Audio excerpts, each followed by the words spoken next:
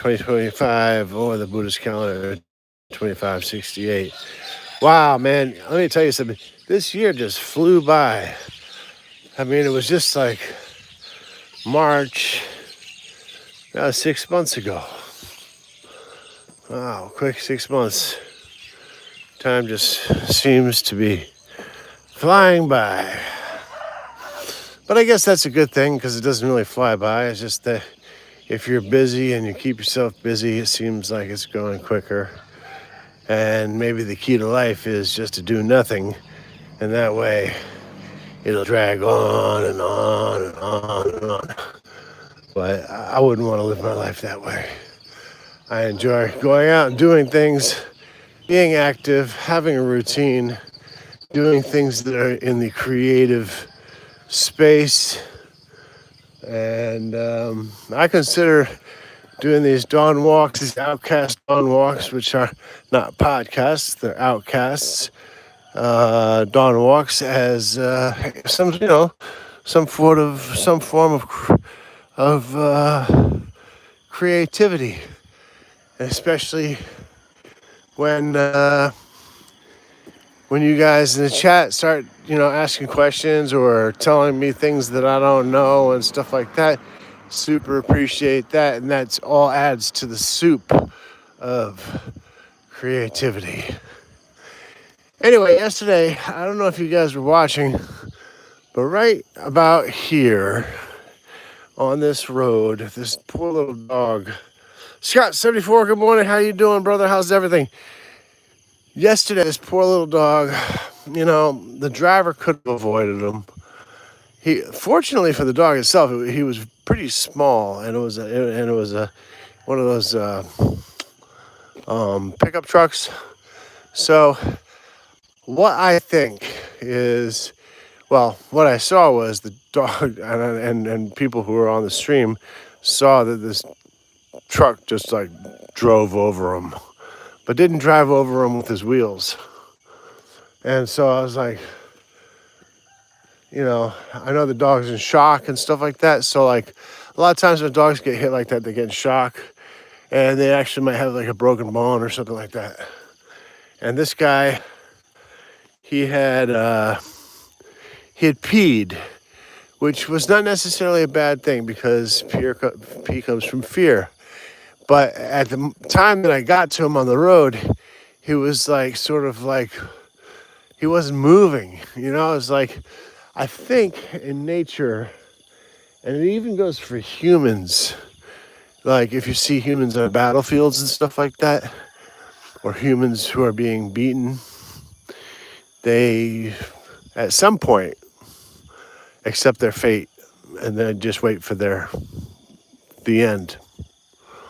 And this is something that if you've ever been in combat or in urban warfare or anything like that, you have seen something like that. So I think that's just like a sort of a natural thing. So this dog kind of he got into shock, and fortunately for him and for me, there were cars that were about like 200 meters away. So I was able to get out in the middle of the road and sort of like wave my arms around and stuff like that, make sure that they saw me, and try to get this old dog off the road. I'm not sure. See, once I started moving him, he did start to like talk again, and that was a really great sign. But I think, although I can't be certain, I think he might have broken his leg, which is like really not the worst thing that could happen to him. And as it turns out, it happened to be right around the corner from where my wife and I live. And so I had, managed to like push him off to the side of the road. He didn't have any external bleeding or anything like that. I thought he had been bleeding. Like, in fact, what I thought is like a lot of times when animals, whatever kind of animal they are, once their sac has been ruptured, it's not blood that comes out. It's sort of like a ooze, you know, because it hasn't like broken the venous system or anything like that. That's what I thought had came out of him. Thank goodness it wasn't, because that's like a whole nother issue. So I think he just peed on himself, and I moved him off to the side of the road. People were very nice to drive around, and my wife called the house of the people who may have been the ones to be taking care of him. And so an hour later or so, this poor little dog was not on the side of the road anymore. And I'm going to guess that he got the care that he needed. Had he not been moved off the side of the road, though, I am very, very certain that a lot of these drivers come whipping around the corner and they just would have just continued to driving over it, you know, whether or not they knew it was alive or not or whatever. You know, humans have that capacity to like sort of, he's probably dead anyways. You know, just might as well. If he is alive, he's not going to make it. So let's just run him over anyway. Yeah, poor thing. But in a way, not a poor thing, because I think that he got the care that he needed. You know, and he will live to eat another meal. Or maybe he'll have his most important moment of his whole life when an intruder comes onto the property and he's able to start barking. Hopefully that's the case. But yeah, it happens a lot here, you know. In Thailand, dogs are generally unleashed. I actually saw something on YouTube, I think it was yesterday or day before yesterday. Arun Suapi, sabari lo pa. Tamarai ni. เก็บแป้งนะกินได้เหรออร่อยไหมพอขอบคุณมากพี่อันนี้เอารูปแบบนี้ดังกว่าไม่พ่นยาอันนี้ไม่ใช่ดังกว่าอันนี้ละอันนี้ดังกว่าใช่ไหมครับแตงกวาแตงไทยเนี่ยแต่ไม่ล้างก็ได้เพราะผมไม่ได้พ่นยาไม่ได้ฉีดยามันไม่ได้ฉีดยาไม่มีก็กินได้อะได้เลยโอเคเพราะว่าผมจะให้เมียจะทานนะคู่เลยยังไม่หมดมีขี้อ่านนะไม่พอเอาไปหมดเลยไม่พี่แบบจะไปขายเหรอไม่ขายกินกินขอบคุณหลายๆกินนะไปเลยผมอยากมีมารยาท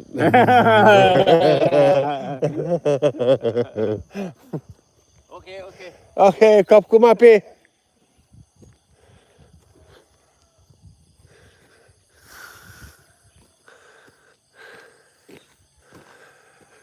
Yeah, so that was a better ending for that dog. And, he was a little bit older.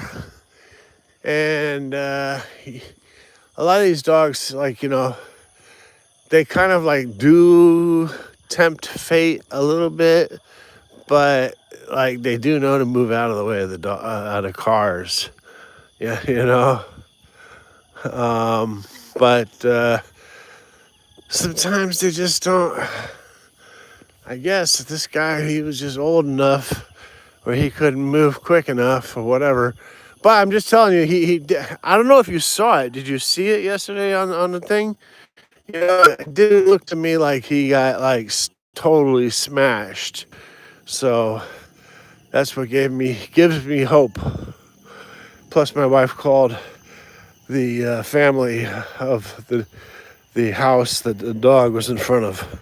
So hopefully in the next couple days we'll see him sitting out there again, either with a splint or no splint or whatever, but alive. And that would be nice. So that gentleman just now who was talking to me, I see him every now and then when I walk down the road. He's a very nice guy, obviously, seemingly. And he had like a little like a light on his head. And what he was out doing was he was collecting cucumbers. And generally speaking, when a guy's out like that time in the morning collecting cucumbers and stuff like that, you know, I kind of like, my assumption is that he's like taking them to go sell.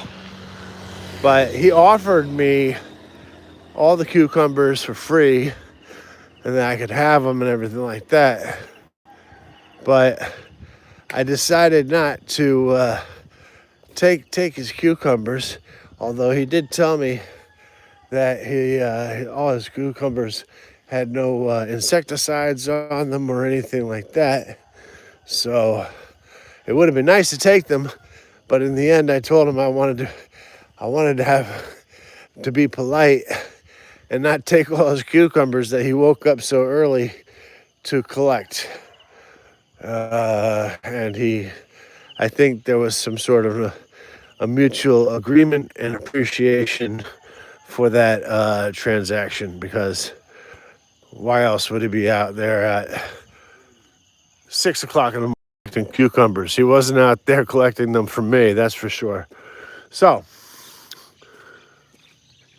that being said, Thai people will be as polite, go over the top to be polite, to offer you things, even if they had intentions of them for themselves. So you have to be aware enough to conduct yourself in a manner that,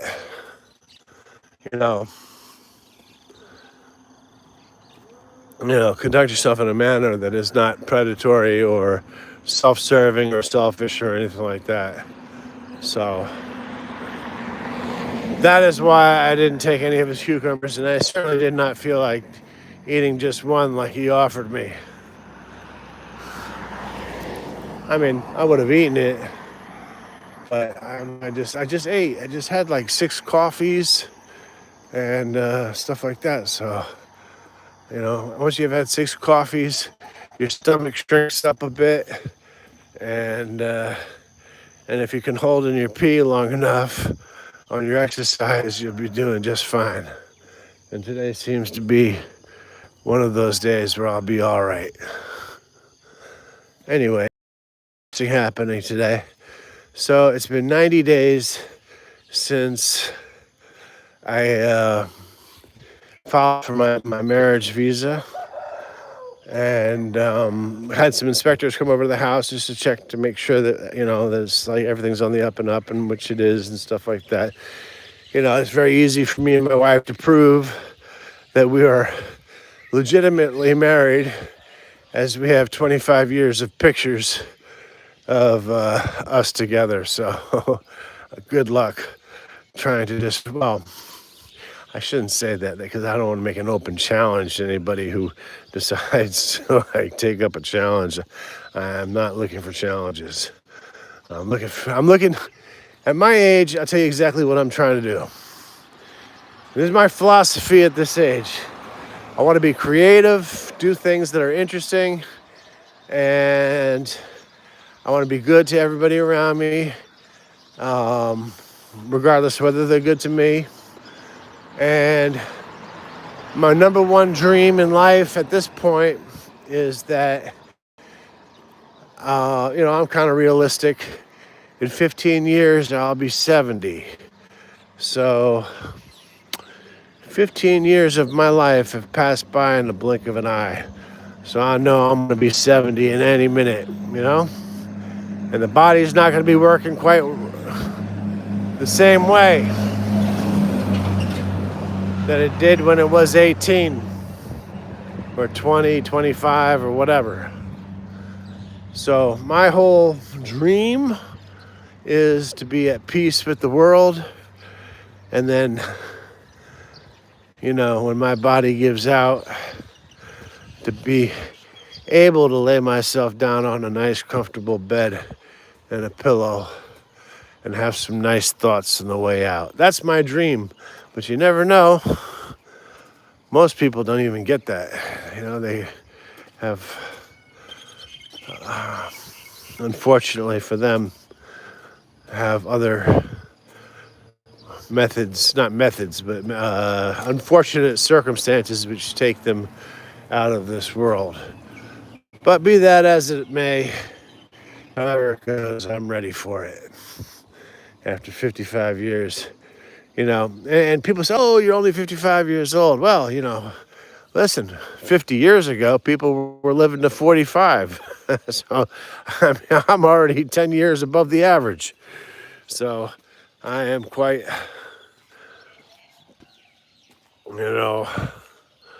I'm quite content with that. Yeah, coffee, right? Coffee will shrink up your arteries and everything like that. And your venous system and your stomach and stuff like that. I try to drink a lot of coffee sometimes because I feel like it gives me like extra quick synapses in my brain, or it helps my creativity or something like that. So, I don't know. At least it'll keep me going this morning, especially because I think I mentioned like a couple weeks ago that I stopped taking like Zoloft for depression and stuff like that, which I really never really need. I don't think that I ever really needed to take in the first place. But like they also prescribed me alprazolam, and as a former alcoholic, let me tell you something. Zoloft, Zoloft, what is it? What the fuck is it? Alprazolam is, what is that called?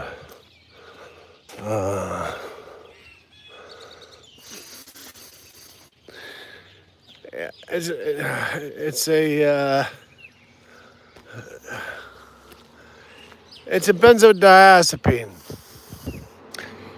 So alprazolam is by its common name Xanax. That's its common name, Xanax, which they made it illegal in the United States to take, but here you can pretty much get it over the counter for like 5 cents a pill, pretty much. And so whenever I feel like having a little bit of fun, I buy myself about 30 or 40 tablets of Xanax, and I just sit there and eat them all day and start having like these fantasies, like I go like sort of a drug-induced fantasy and stuff like that, which I do not advise anybody to do. I don't condone it, and I don't think it's a good thing. It's just that for me personally, I have weaknesses, and sometimes I need to escape, and it seems to be a much easier escape and less damaging escape than, say, if I drank like 2 bottles of whiskey, where I might fucking break the whole fucking house up and end up in the lockup for 24 hours. So, and that's happened more than one time, I always marvel at these cop shows where they go to a guy's house. It's a public disturbance. And they know that the guy is shit-faced drunk inside the house. He is totally fucking drunk. He hasn't left his house. He's just making a lot of noise in his house. But for some reason, he becomes deemed a threat to himself and people around him. And then the cops just pump him full of holes and kill him. Sometimes. Not all times, but sometimes. And I think that's a travesty. I think that's an abuse of power. And I think they should just leave these fucking people alone when they're getting drunk in their house. And they haven't even left their fucking house. and the police come start smashing in the windows and their doors and stuff like that. And a lot of these guys happen to be veterans who have PTSD and shit like that. And sometimes when people are smashing down their doors and their windows, they do not know.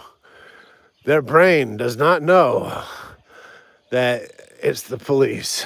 It's true. I mean, they prove this. This is a medical, scientific fact. And therefore, they end up dead for pretty much having a couple of beers or whiskeys or whatever it is.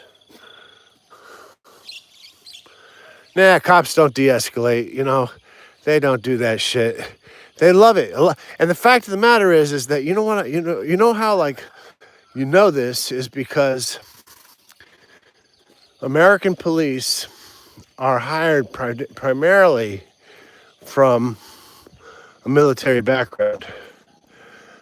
And I want to know, and maybe there is a test, if these veterans that they're hiring who have seen active combat, do they test them for PTSD? You know, because you might have two people who are willing to just fucking throw hand grenades at each other and say, fuck this shit, let's all go out together. You know, I've seen it. I've seen it with my own two eyes. You've seen it with your own two eyes. You know, some of these cops and some of these guys who did really nothing except for get drunk and mouth off or whatever, you know. But I don't think that's enough to kill somebody. But what can you do? Except talk about it. Arun Swapi, somebody love. Or go down to your local, I don't know what you call it, your magistrate or your town meeting or something like that, where absolutely nothing will be has been proven time and time again. When people get up and curse out their mayors and tell them how corrupt they are, it just doesn't matter. You know, they're going to keep doing the same things that they keep doing until the federales get involved and decide, maybe this guy is corrupt.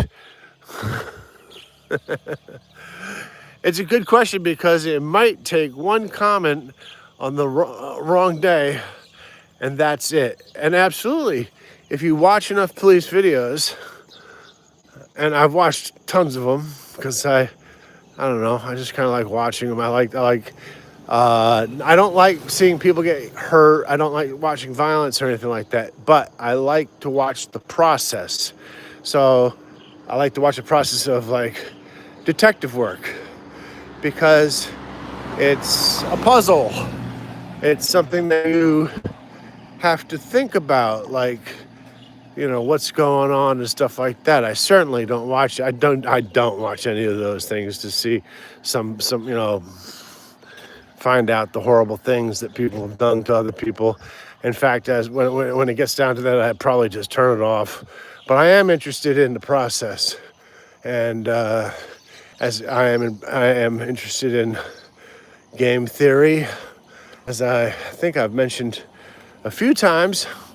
Because game theory is life. Life is game theory. And you know, if you don't know that, you're at an extreme disadvantage to people who are playing game theory against you. Arun Zawat Sabari Lopao. You know. And you know, you don't really have to be necessarily all that good at game theory. All you have to do is recognize that people are trying to find out if you have any idea what game theory is. And I've always said it, and I'll say it again, is that one of the reasons you have people who live in inner city cities, you know, like the inner city kids, who have like a fourth grade education before they're able to learn that game theory exists which, some of them will learn it on the streets and stuff like that. They are at such a disadvantage. It is incredible, to actually release kids out there with no understanding of game theory. But if you grew up like say like in a Jewish shul, or you grew up in a mosque, or you grew up in a church, or you grew up in things, in a roundabout way, all these religions do about game theory to some degree through the books and learnings and stuff like that. Now, I'm not going to say that I sit there and back up all the readings and stuff like that of any religion, but at least from a very early age, they do give you some concept of game theory. And I think that's very important. Scott, 74, there is no financial literacy, any public school beyond the basics. Right, and exactly, and that's the point. The point is that in the 1950s and 1940s, the public school system, and this is documented, as far as I know, their sole purpose was to educate people just enough so that they could work in the factory. Just enough math, just enough skills, just enough, because it's all part of a process. Now, you can go through this throughout history, sort of like when France and England would go to war and stuff like that. And Queen Victoria was famous for saying, and I don't know if she's still famous for it, but I did read it at one time. And she was approached by one of her ministers. She said, or he said to her, "Where are we going to get the soldiers to fight the French?" And her answer was, we'll just use the excess population.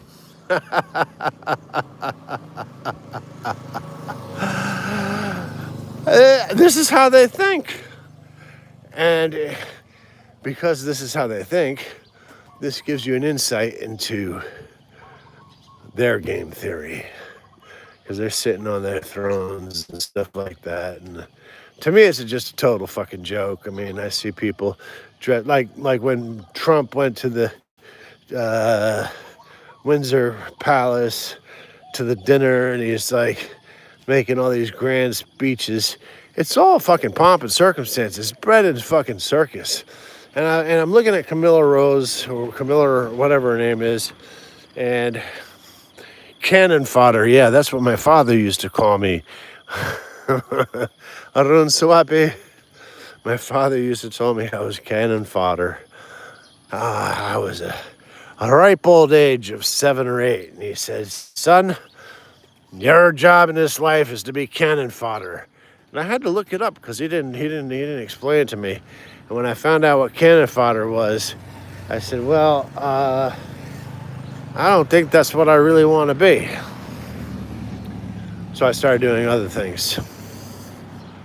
My father was a very abusive alcoholic up until the age I was 14. I don't know if I told you that story or if you heard that story, but he used to hit me. And not just with an open hand. And he would do it in things like in public, and very embarrassing. It's a lot easier to be like smacked around by your father in private, but when he does it in front of your, like your friends and stuff like that, and they're all looking and gawking and thinking about, oh wow, poor little Gabe, he's getting smacked by this 6'4" man who is like a fucking what the fuck was he in the army? He was he wasn't a drill sergeant. He was a sergeant in arms, And I remember like one time we were like out on like this group thing, and all the kids started running ahead, and I wanted to run ahead with the kids too, to see what they were seeing.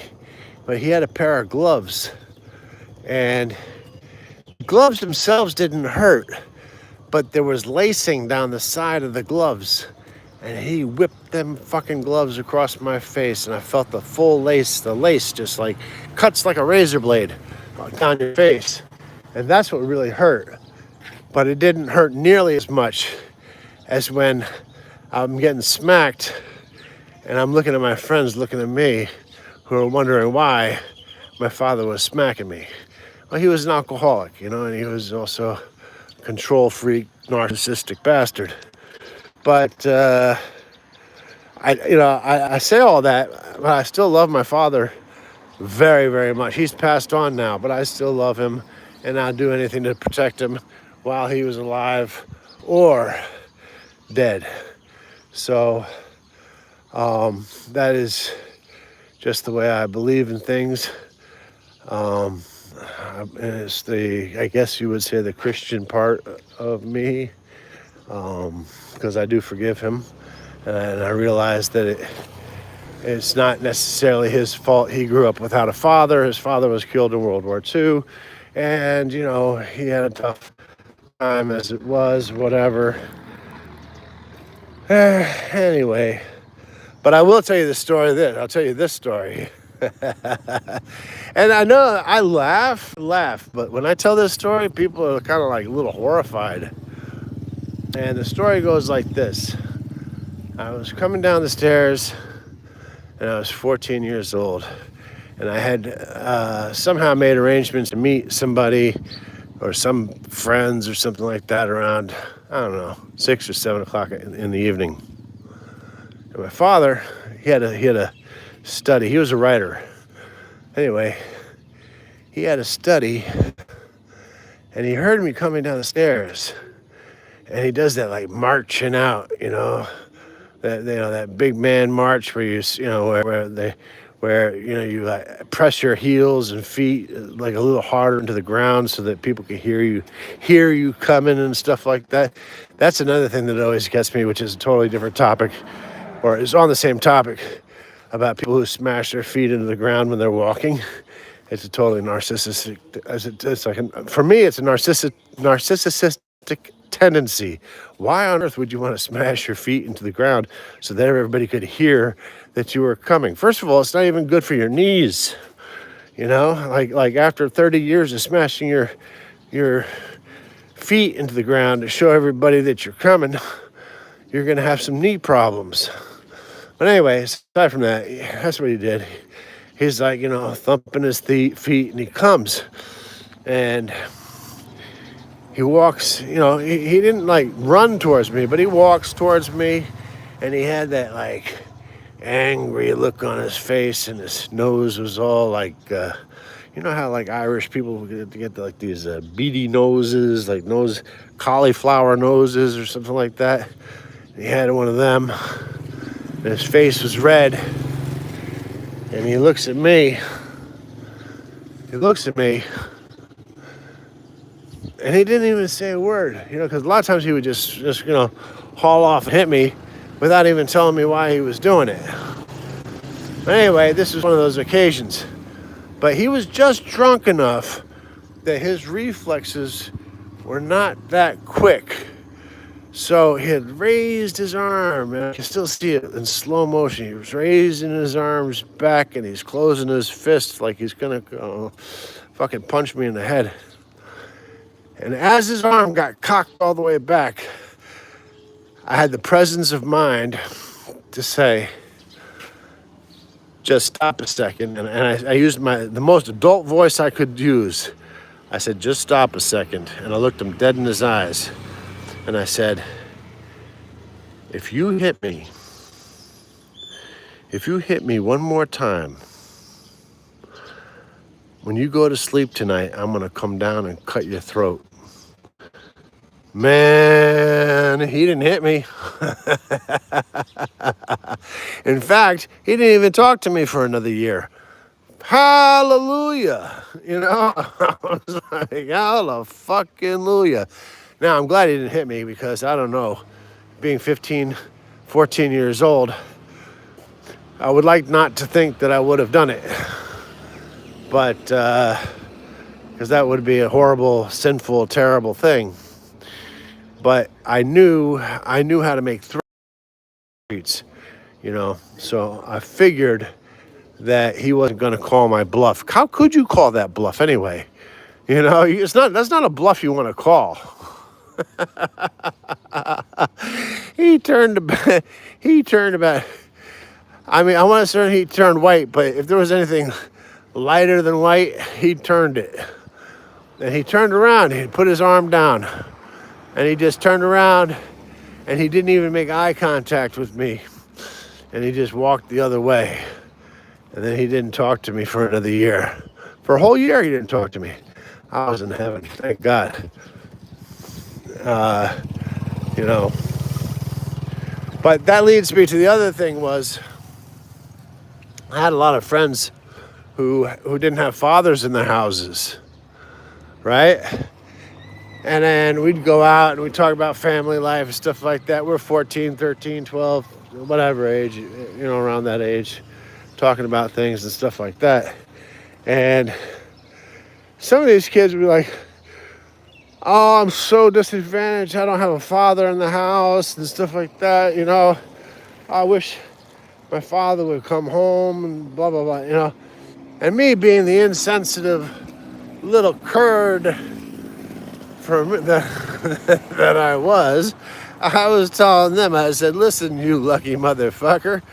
I gotta go home to that fucking motherfucker every single night after he drinks 2 bottles of gin and he's abusing my mother and me. So I don't know what you're talking about, having that fucking nasty ass motherfucking man in the house. You know, I wish my father never came home. But as it turns out, my father redeemed himself later in life after every member of the family deserted him. Because what do you expect? After being an evil bastard, because of the alcohol, which poisons your fucking brain and makes you... Hey, alcohol is a pure poison. You know, I don't drink now. I used to drink. I never drank hard alcohol, but I used to drink beer because it was a social thing. But for me, it became more of a social thing, and it like interfered with my life for a number of years. And I realized that if I wanted to be able to have control over my thoughts or my actions and stuff like that, that I just had to stop. I was going to lose everything just like my father did, and I didn't want to lose everything like my father did. I want to lose my wife, my daughter, the house, everything like that. And those were things for me that were worth keeping. And I will go so far to say is, even if I didn't have them, I would like to think that I would have quit anyway, because walking sober on this planet is such a trip. It is absolutely wild. Like, why do you need alcohol to try to make this shit more complicated? It's complicated it's so fucking, it's complicated enough as it is, you know? You know, daily survival being sober is a challenge. You know? Anyway, those are my thoughts on alcoholism and people who drink, you know. You know. Scott, I don't know, but I'm going to assume you have similar experiences, because you have mentioned before that you don't drink. And there's a reason why people don't drink. Huh? You know? Sort of like, there's a reason why people breathe oxygen, right? I breathe oxygen because it keeps me alive.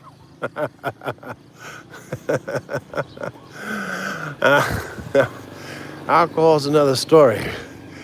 I think alcohol should be given to people who really want to fuck shit up. You know, like if you have like cannon fodder, like you know, if like society deems people to be cannon fodder, like, you know, release the jails and stuff like that, man, give these people like an amount of methamphetamine, heroin, crack, and alcohol, just enough that by the time they reach the village that we want them to destroy and kill, maim, rape everybody, that they're gonna do it.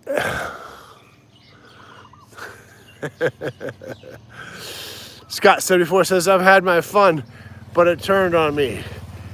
Every now and then I'll have one at a barbecue, something, but that's it. Well, you know, the presence of danger is always there. And remember, it only takes one. And one is never enough. No, one is too many and a million isn't enough. So you don't need it. And the funny part is, I'll tell you this, what my theory about alcohol is that when I was like 12, 13 years old, like we used to steal about Ballantine. I don't know if you know what Ballantine is, but Ballantine, 40-ounce beers, Colt 45 or 40 ounces, and Old English E, 800, Midnight Dragon, and all these things. We used to steal these from the store, or if we had money, we would pay for it. And the funny part is it never, ever, ever tasted good to me. It didn't have, I mean, like a nice cold glass of water on a hot day tasted about 1,000,000 times better than any glass of beer that I ever had in my entire life. That's the God's honest truth. And I'll swear on a stack of Bibles.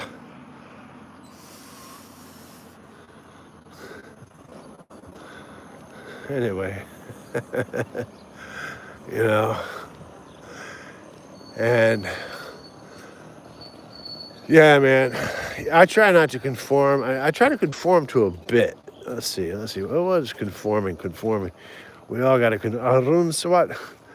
We all have to conform to some degree, but not everybody we try to conform towards wants to conform with us. So it's like one of those. What were these high wire dancing high wire family? The dancing Walendas or what? The high wire Walendas. I think every single one of them fell off their wire at some point and perished, which shows that that's probably not a very good job to get involved in. But hopefully they were well compensated for their efforts.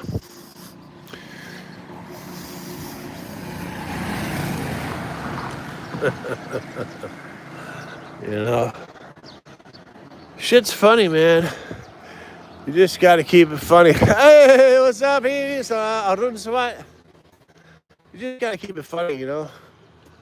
If you don't keep it funny, you're going to be miserable. And if being miserable is something your thing, go right ahead. But I personally made the long time ago not to be miserable. No matter what job I had. If I had a job shoveling coal, I'd make it fun. If I had to push a broom, I made it fun. And the people around me made it fun. You know? Because whatever you do, a lot of these things are in your your mentality of things. You know, like, you know, you have some asshole sitting up in a brokerage firm. I mean, he really probably could just be, pushing a broom. And the guy pushing the broom could probably be doing his job. You know? People aren't that different as far as intelligence.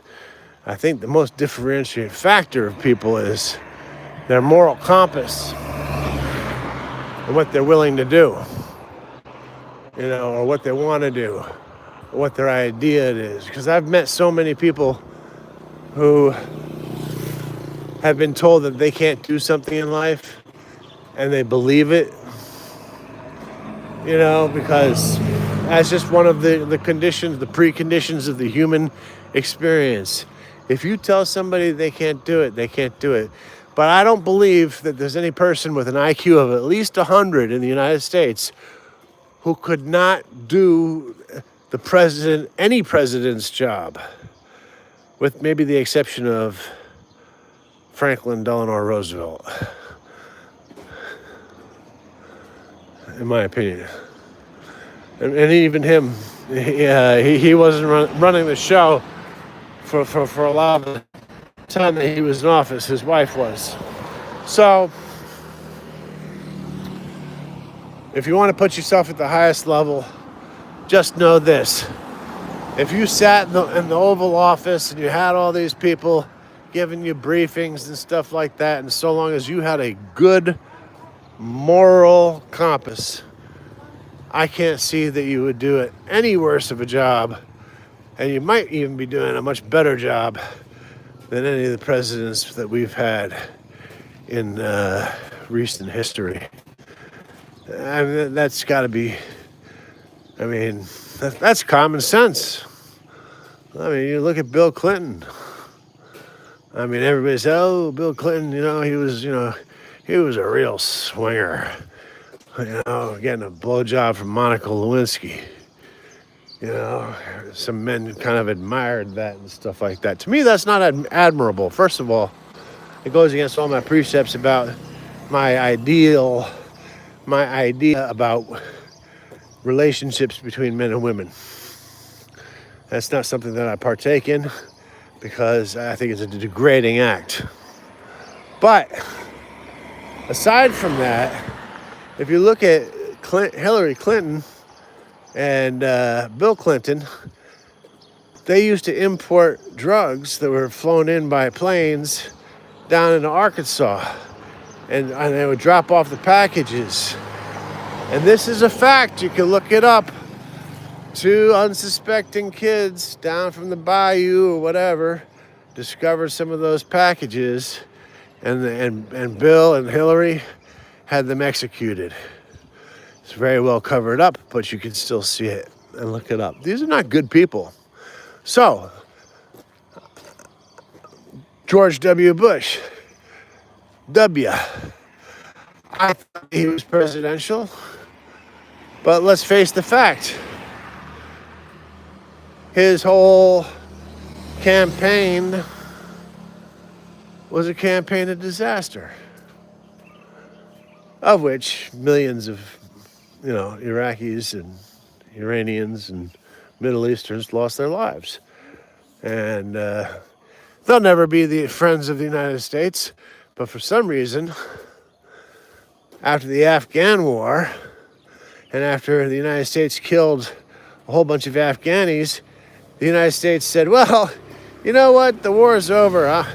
Why don't we let 250,000 of you child murderers and pedophiles and people who definitely aren't going to assimilate into our society, who have definitely have murdered, killed, and maimed people in the past, why don't you just come on into our country because we think that you're good? Well, there's just one very simple question, not simple question, but one very simple fact about that is that those 250 Afghanis are traitors against their own country, which means the Pledge of Allegiance does not apply to them because they're going to do whatever they think is best for their survival. And they couldn't care less if they came into a Christian house filled with 7 children, 2 grandparents, 4 grandparents, and 4 parents and whatever, and just like emptied out their AK-47. They don't care. It's not a problem for them. So Scott 75 says that's cool, and you agree. Yes, it erodes any integrity or trust in government. Absolutely. I mean, how can it possibly not? I mean, like, I don't know. I mean, was Herbert Hoover? I have a feeling Herbert Hoover, even though I'm not that well versed in Herbert Hoover, may have not been a corrupt politician. It's possible. I'm not sure. So I'm not going to even be quoted on it. It's just my speculation. Calvin Coolidge. Let's see. They whacked Garfield, even though they say they didn't. I don't know, man. I mean, who would you have for president? You know who I'm going to vote for president? I don't know if you know this, but I'm going to let you know. Scott74 says he erodes the integrity of any trust in the government. So here I have an idea, and as soon as I'm able to do this on YouTube, where I can like offer merchandise at a very fair price, small markup for me, just because I need a little bit of money. But you know what I'm going to do? First, I'm going to do a little bit of research. Find out if this is even possible that he can run. But my candidate of choice for 2028, and he was my candidate of choice for 2024, except that he didn't run. You know who I'm going to vote for president? And a lot of people might give me a lot of flack for this. Like they'll say, oh, why would you do that and this and that? Well, I have a lot of reasons why I would do this. First of all, I want to say one thing to get this out of the air. And Morgan Freeman said it himself. That President Obama was not the first black president. Which he was not the first black president. He was the first mixed race president. Okay? I want to elect, and I shit you not, I swear to God, if he was sitting in the White House, things would be different. And the name of my presidential candidate is 50 Cent. If 50 Cent was sitting on there in the Oval Office, can you imagine 50 Cent sitting there in the Oval Office and he looks over at somebody and he says something? Netanyahu's going to listen to him. And if he doesn't, well, there is GTO, which is Game Theory Optimal, and I think that 50 Cent is very capable of whipping out GTA, which is what's that? Grand Theft Auto. Grand Theft Auto GTA.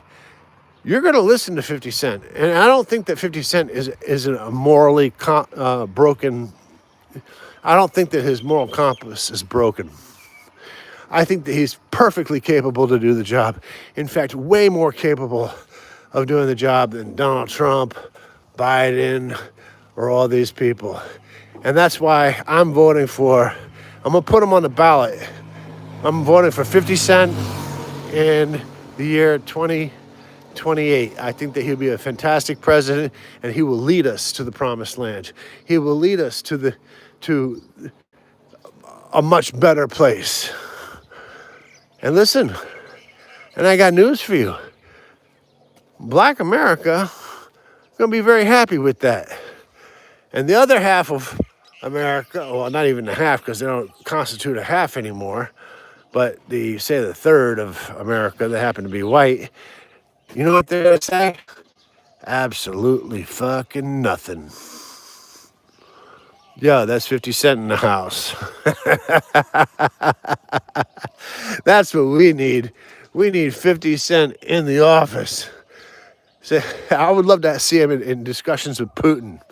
He's sitting there in the office, and Putin says, and you know, he's got to call him 50 Cent. Mr. 50 Cent. Mr. 50 Cent, we don't really like it that you're, moving these missiles closer to our border.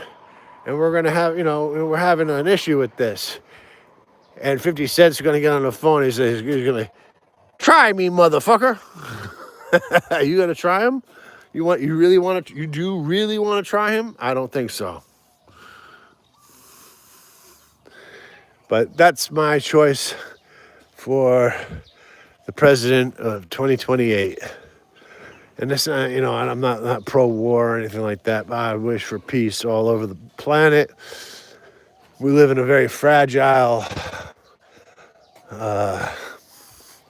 environment, being that our planet, which is taking all sorts of abuse from humans. How much more can it take? We don't know. But apparently, it looks like we're going to try to find out how much more it can take. I like Trump, but 50 Cent has the mindset to pull it off. You know he does. You know he does. See, you thought Trump was a gangster, and I do think Trump is a gangster. And I think that he can talk. And let me tell you something. Anybody who thinks that Trump is a racist or they are total fucking morons. They don't know what they're talking about. Trump's just a straight up gangster, you know, in his business and stuff like that. But he doesn't have the... he's 82 years old. You know? We need somebody like Alexander the Great. And I think that 50 Cent could get shit done. It's sort of like, you ever see George Carlin on religion? About how he was praying to God, and 50% of his prayers would be answered and 50 wouldn't be. So he decided to start praying to Joe Pesci. So he started praying to Joe Pesci. And really, this about the same rate happened. 50% of his answers would be answered, and 50% of his questions, his prayers wouldn't be answered. But George Carlin said he did have a very unruly neighbor one time who was making a lot of noise, and Joe Pesci came over to straighten that motherfucker out with a baseball bat right away. And I don't think God could have done that. And that's why I'm voting for 50 Cent. Because 50 Cent also, by the way, if you think that I'm a pretty good judge of character. If you think 50 Cent would tolerate these, like, kitty gangs, you know, with their switches and all that shit, the whole reason 50 Cent rose up into power, if you ever read Machiavelli or Voltaire or these philosophers, Sun Tzu, most people who rise up into power don't rise up into power because they want to propagate more violence. What they want to do is they want to get into a position of power so they can stop it. So I believe that if 50 Cent got into power, all these supposedly, what do you call themselves, YN now, young niggas, you know, gonna be like hard and everything like that. Just wait till 50 Cent rolls through their neighborhood. Right? 50 Cent will straighten their fucking asses out right the fuck away. You know what I'm saying? I want to see some 17-year-old kid step up to 50. It's not going to happen. It just won't happen. But you might have a 17-year-old step up to Trump, or you definitely step up to Pence, definitely step up to Biden. Biden doesn't even know where the fuck he is anyway, you know. They probably try to rob him because they figured he was so drunk, it'd be easy to pick his pockets. But try to do that shit with 50. 50 ain't having it. That's why I'm voting for 50 Cent in 2028. I don't think there's another American on this planet that actually is more qualified in terms of leadership to take that job. And I don't believe that 50 Cent's gonna get in there and press the nuclear bomb and end the world and stuff like that. No, because he's still young enough where he still has plenty of fucking to do. So that's my analysis. I know it might sound crazy and it might not sound mean, but God knows it's the truth. It's the truth. You just know it. You know when you hear the truth. You know?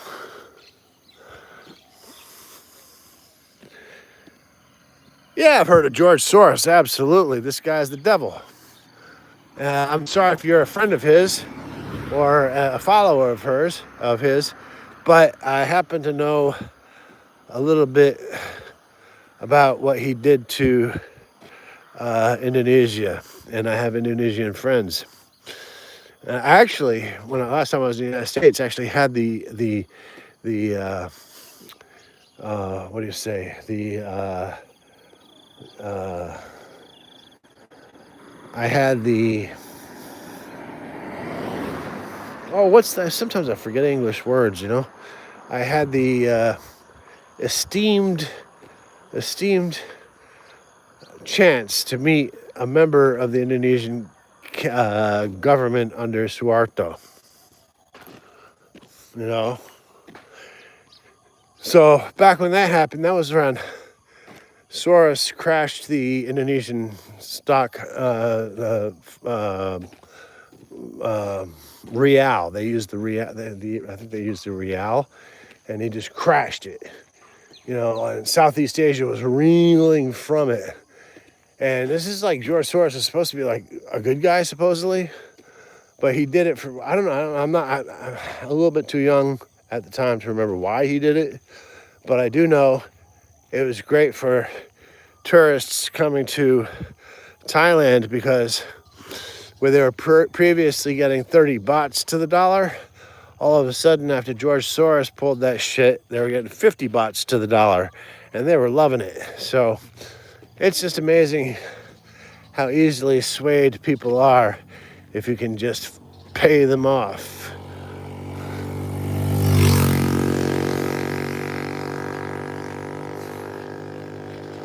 You know, yeah, I like Trump, you know, against the globalists and stuff like that. I know what you're saying when you say that, but I just wish he was a little more suave or a little more mean. And the funny part is, I'll say one thing I'm going to say about Trump, right, is that people say that Trump is like the worst president ever, the meanest president ever, or anything like that.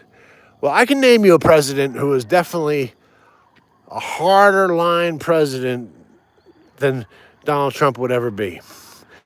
And he's hailed as one of the greatest presidents ever. And this man was hard as fucking nails. In fact, he ordered the execution of American citizens. And his name was Eisenhower.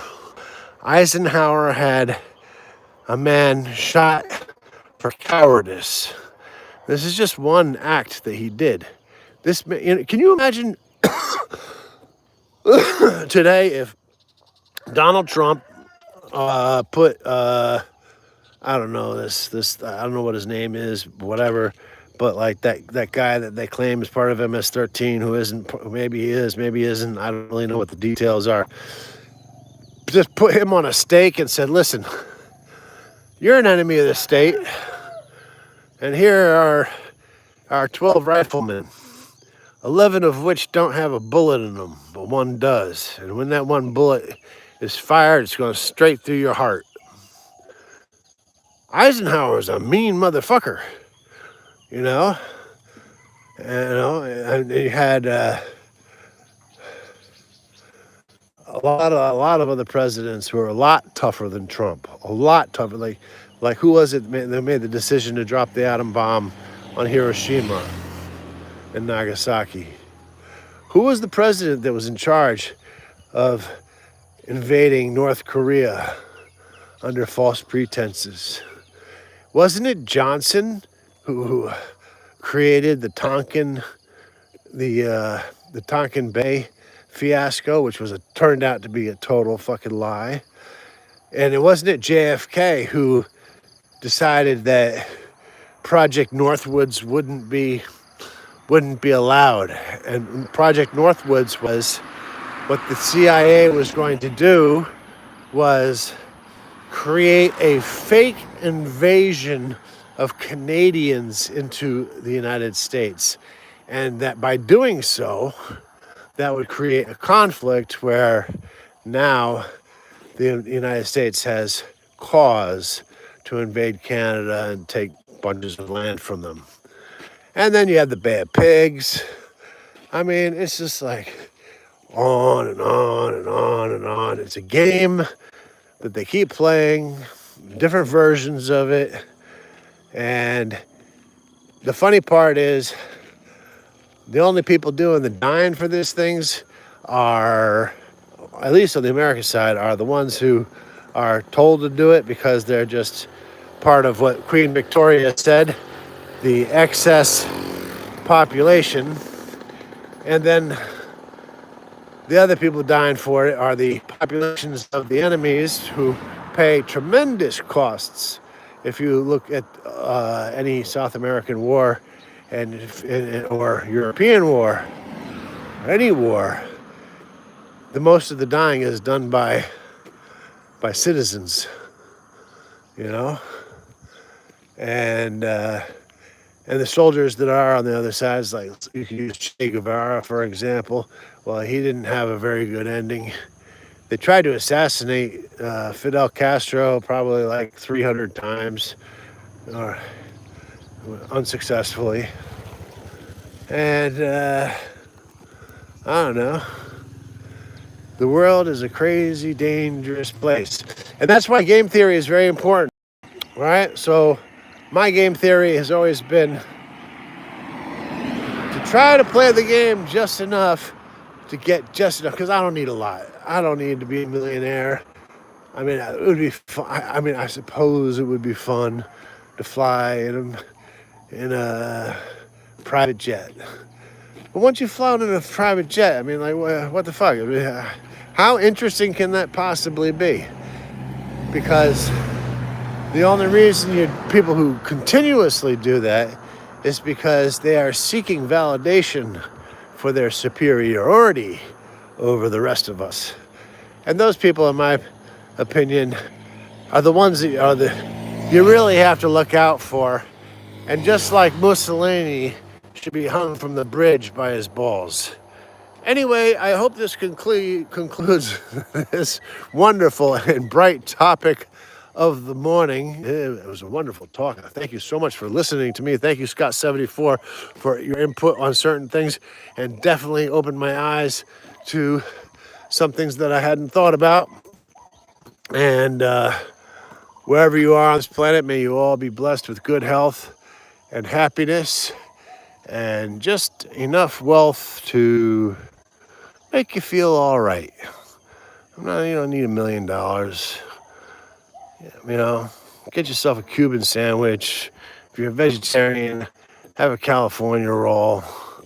Sit back, read a book, write a book, make a painting, do a little meditation.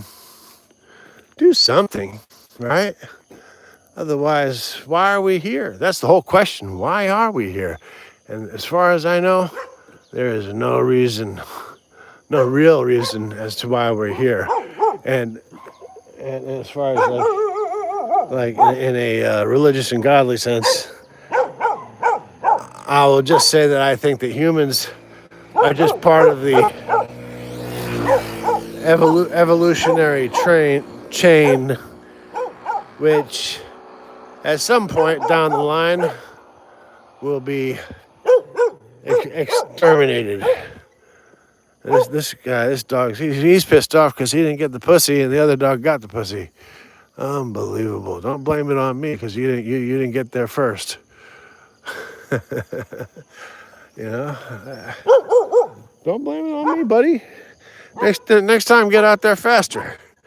All right, brothers and sisters and mothers, fathers, grandfathers, everybody, may you all have a wonderful, healthy day and measure your wealth in reasonable ways, I would suppose. I don't know. I mean, it's not really for me to say, but I would say I wouldn't want to meet King Midas or have anything to do with him. So, that being said, God bless you all wherever you are on this planet, and may you have a happy morning, a happy afternoon, and a wonderful night. And sleep tight. Don't let the bed bugs bite. And hopefully, God willing, we'll see each other tomorrow. Thank you so much. God bless. You really guys helped me out a lot.